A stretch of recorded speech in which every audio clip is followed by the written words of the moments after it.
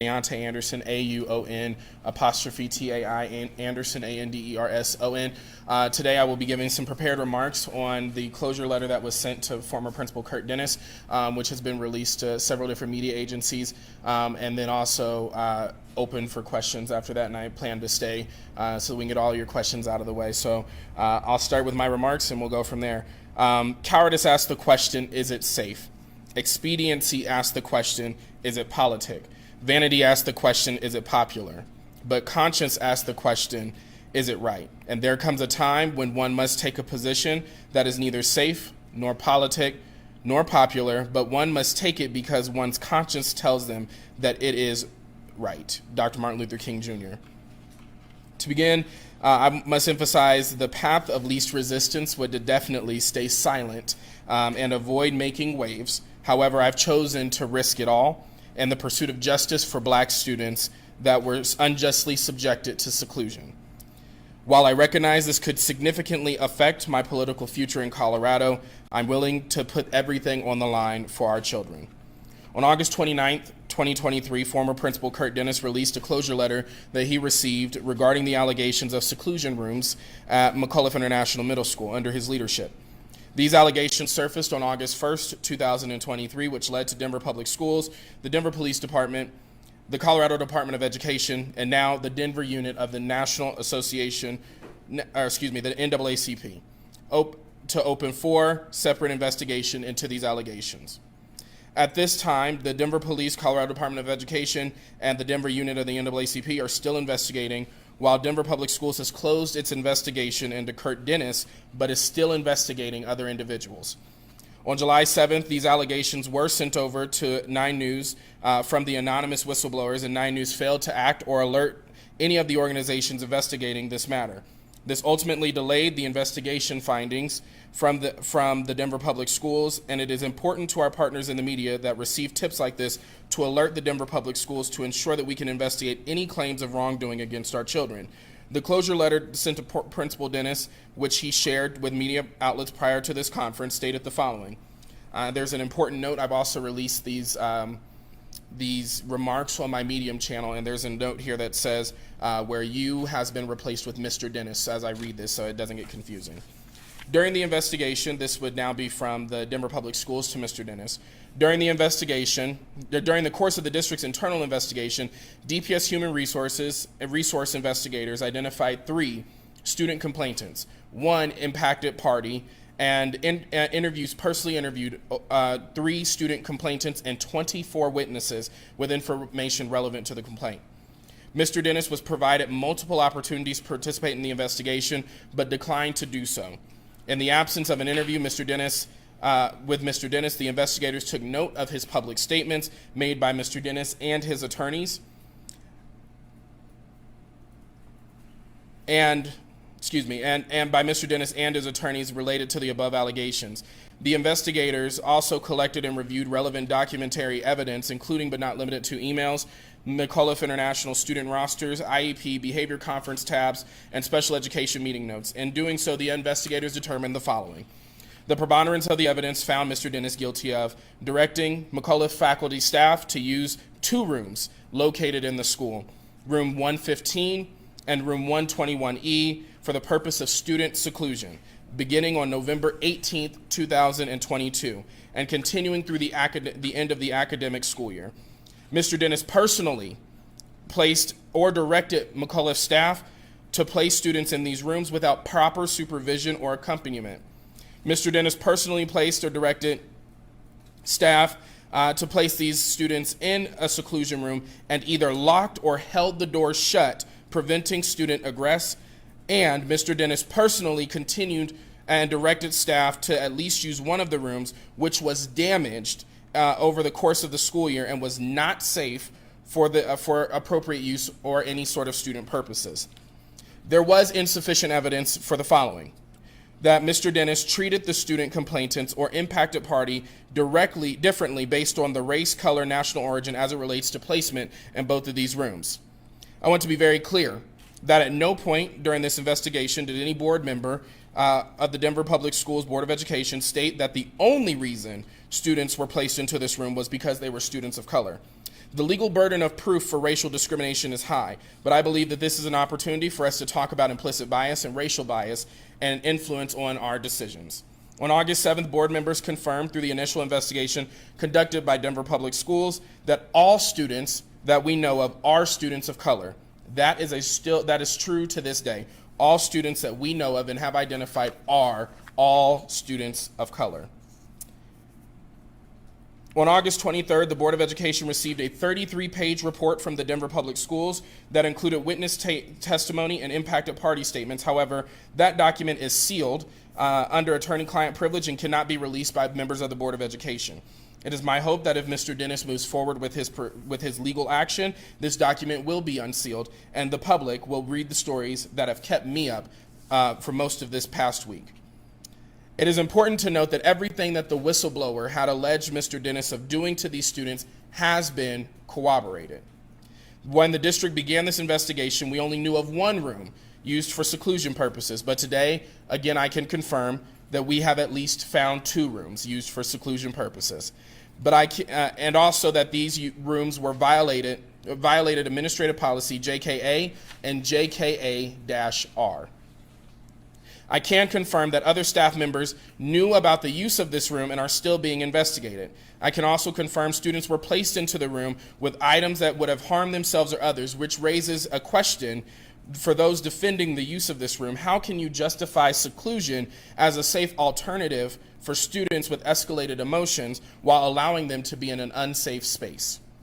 To the students who may have suffered, my heart aches for the pain that you have endured. Saying I'm sorry hardly feels adequate, knowing all that you were put through. But please know these words come from the deepest corners of my soul.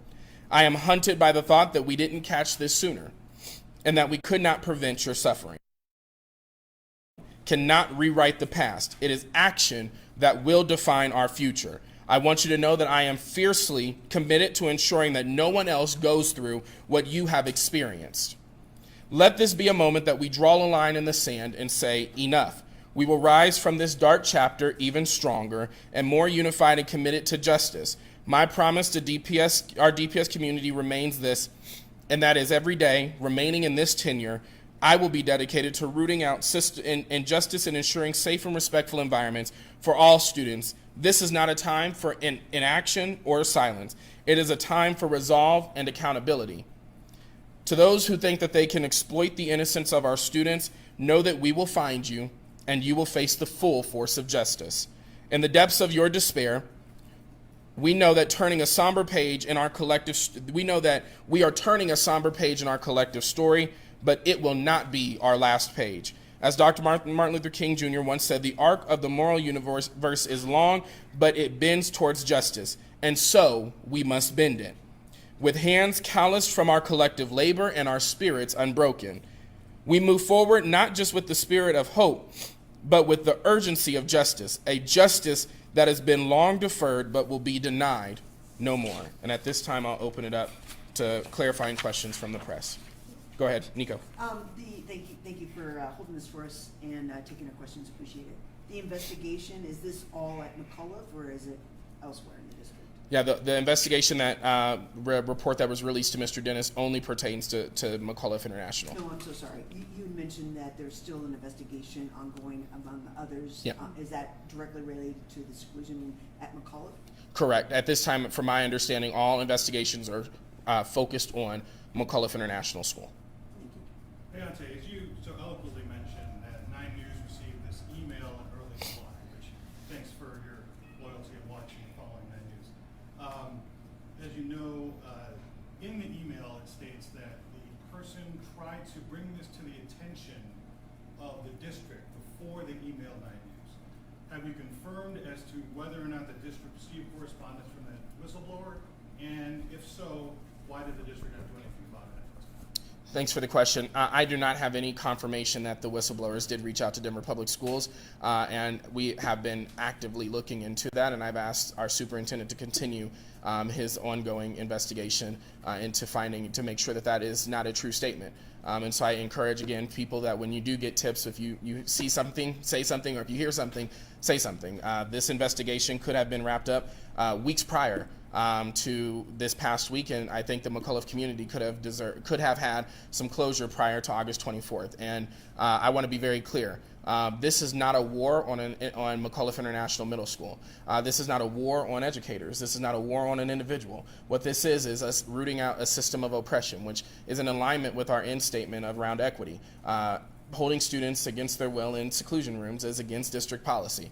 All adults are well knowledgeable of district policy, and nobody is above district policy, and that is why I voted to fire Kurt Dennis this past week.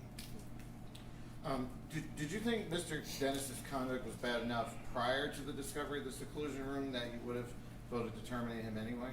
I was actually planning to vote against the termination of Mr. Dennis, and the only reason was to ensure that when we are terminating an employee based off of FERPA, that practice is the same practice for every employee before Mr. Dennis. I was not in a position at the time to have received information from the district that this is the standard process. Later on did confirm that this is the process. And so on August 1st, I was actually prepared to vote against the superintendent's recommendation. But after this seclusion room, it was very clear that this individual can no longer remain a part of the Denver Public Schools community. I thought Mr. Dennis had said it was one white and one black student that had been there. How many students are you aware of, and can you share the race of those students? Yeah, I'm still waiting for Mr. Dennis and Mr. Dennis's attorney to provide evidence to support the claims that this was a one white and one black student. What I do know, and what we've said earlier, a part of this internal investigation, is that we did know of at least 4 students that were impacted by the room, and all of them were students of color, and that statement is still true to this day. You mentioned, to your knowledge, that all of the students were students of color that were placed into these seclusion rooms. With the investigation being unable to substantiate that Mr. Dennis is guilty of discrimination, what are your thoughts on those findings? Yeah, again, it goes to the fact that nobody at one point said Mr. Dennis was going through a hallway and saying, you're coming to this room because of your race. Unfortunately, we have seen a pattern of discrimination that folks outside of the district have labeled discrimination when it comes to identifying students with affective needs and also learning differences, particularly at this school. Pam Bashillier from Advocacy Denver did a great breakdown of what those discrepancies were at our first press conference. And so those concerns still remain true. But I don't believe that, and we now have the evidence to say that Mr. Dennis was not going around McAuliffe saying, you come into this room because you're black. But unfortunately, all of the students that were placed into this room were subjected to this inhumane treatment were students of color. And so I think that this is an opportunity for us to talk about racial and implicit bias.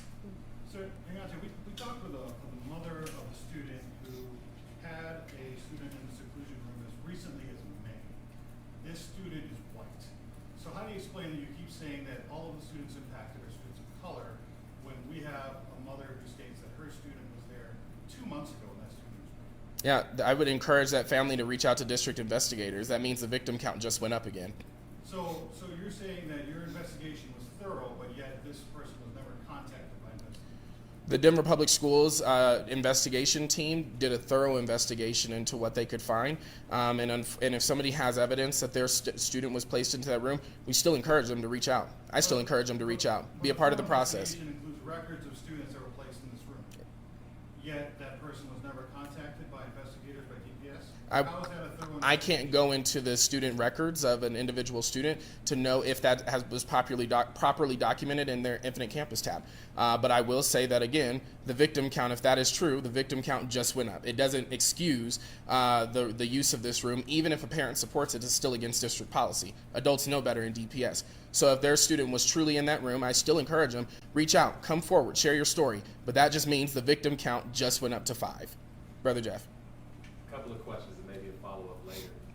As it relates to the investigation, did the investigation also include who knew what?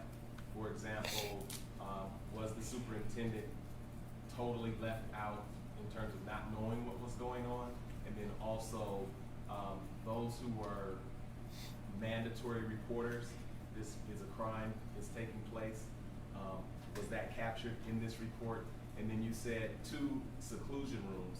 Initially, I think you used the terminology of incarceration rooms. Yep. Are you using those synonymously, or were both of those rooms locked down, from preventing the student from being able to exit?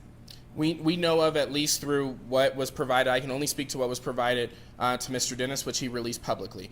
So I can only tell you that there are 24 witness statements. There are 3 student statements. Multiple parents were interviewed, and that's a part of the closure letter that was sent to Mr. Dennis. I'm not able to go into the actual 33-page report. When it comes to the seclusion incarceration, it's important to note that the district never labeled this an incarceration room. We used the words of what staff used to identify that room at McAuliffe. There was a work order that did determine that room 121E was used for student rage and incarceration. That is a work order submitted by a staff member at McAuliffe around this room.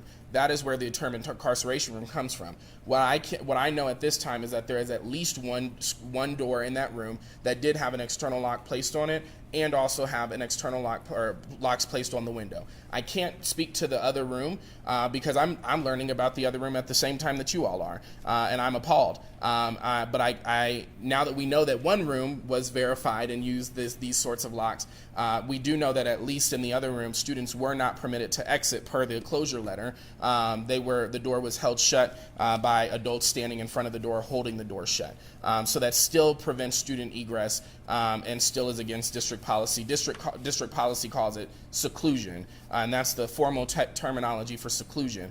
But the incarceration, I would say, is synonymous only, and that is only a staff identified word that we have used because that is the words of those who have been at the school, put in a work order, and said that is the purpose of this room and what it was being used So for. is seclusion different from de-escalation?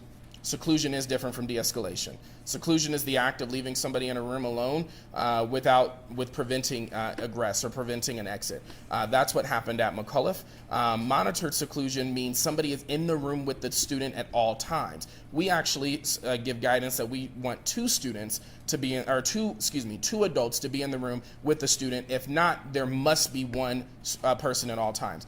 You cannot stand outside of a window and call that monitored seclusion. That is not monitored seclusion. I had talked to a parent of a student who was in this room. That student and the parent said this room was helpful. Their description of this room is different than what's in this report. Now, that description also falls out of the window from November 18th, 2022 to now.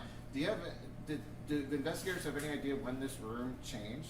Yeah, I can't give, personally, I don't know around when the room changed. I do know that before this room was turned into a seclusion room, it was used as a school psychologist's office. So I'm not sure if that is the same room in question. I did watch a CBS report of a parent that talked about how their student needed a de-escalation room, and he had puppies and punching bags, and so I'm still looking for the room with puppies and punching bags. I still have yet to find that personally. And so I think that would be helpful information as the investigation continues to go on into other parties.